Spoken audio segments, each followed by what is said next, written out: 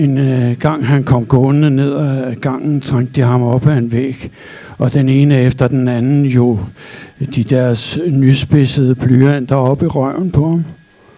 Og de vinede af fryd, og de lå, og der kom tilløbende fra de ældre klasser, og de var helt med på lejen, og der kom flere og flere.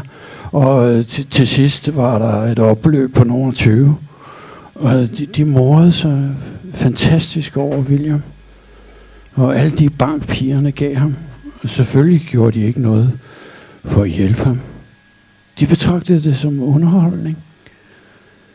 Som virkelig god underholdning. Når jeg tænker over det, så er det sådan set forbløffende, at han fandt sig i det. Og det er endnu mere forbløffende, at vi kunne fortsætte med at overfalde ham, så længe som vi gjorde. Jeg tror, det begyndte en gang i 2. klasse og fortsatte helt frem til 10.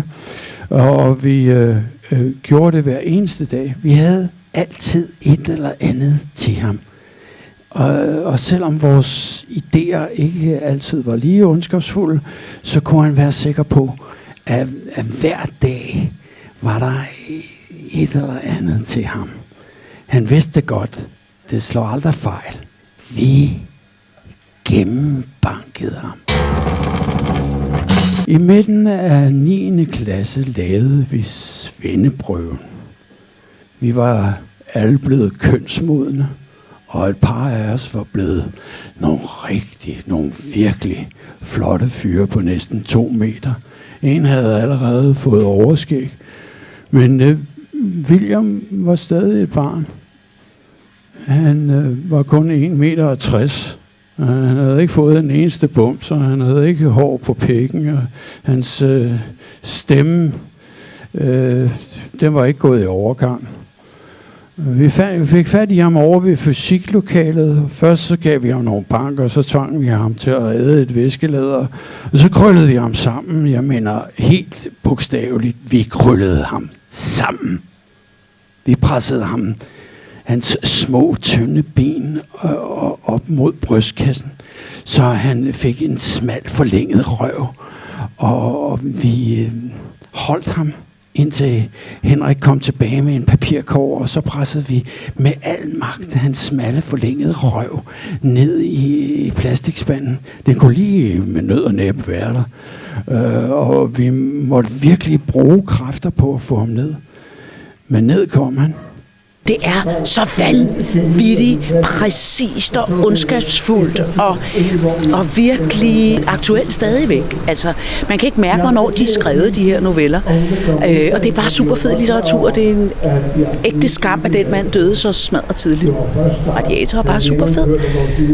Og der er måske også en desperation i teksterne, som vi begynder at mærke igen. Altså, jeg er også 80'er-barn, og der voksede vi jo op med No Future.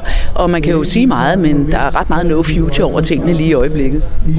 Så åbnede vi et vindue og stillede spanden med William på kanten af vindueskarmen, så den lige med nød og næppe balancerede. Det var omkring 10 meter ned, og vi kunne se, at han var dødsens angst for at tippe over. Hør nu efter, din lille rotte, sagde Henrik og slog ud efter ham. Hvis ikke du holder dig fuldstændig i ro, så falder du med hovedet først. Så gik vi vores vej.